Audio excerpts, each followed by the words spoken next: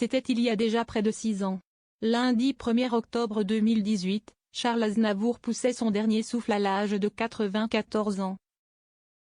Des suites d'un œdème pulmonaire aigu responsable d'une défaillance cardio-respiratoire.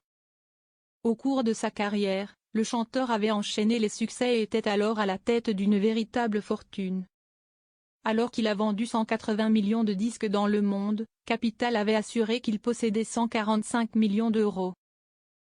Au moment de sa disparition, contrairement au clan Hallyday, les 5 enfants de Charles Aznavour ne sont pas rentrés en conflit.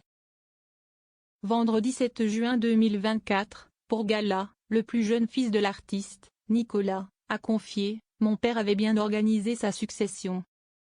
Il nous avait aussi lavé le cerveau depuis l'enfance sur le fait que la famille, c'était important, qu'il fallait qu'on reste unis, qu'on s'entende.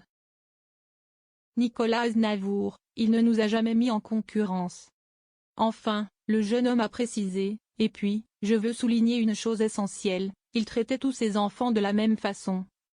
Il ne nous a jamais mis en concurrence, n'a jamais fait de comparaison.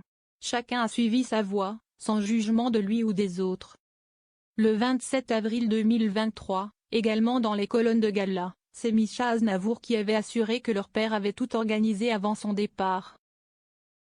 Évoquant ses relations avec ses frères et sœurs, celui-ci avait indiqué: « On échange sur ce qui est nécessaire et on travaille en bonne entente pour que les projets n'interfèrent pas les uns avec les autres. Moi, je fais pas mal de relations publiques, les interviews, parce que je suis le moins timide. Et Katia et son mari sont impliqués dans le projet de film sur mon père. » Charles Aznavour souhaitait que ses enfants n'aient pas de soucis. Au cours de cet entretien, Mischa Aznavour s'était rappelé, il souhaitait qu'on n'ait aucun souci. Pour vous donner une idée, on avait une forêt à Montfort, la Maurie, que j'adorais. Je voulais qu'il me la laisse, mais il ne voulait rien entendre. Selon lui, son père lui répétait toujours, « Ce n'est pas constructible, je vais la vendre, tu ne vas pas savoir quoi en faire. » À force de vouloir penser à tout, il en faisait presque trop, parfois, avait-il estimé.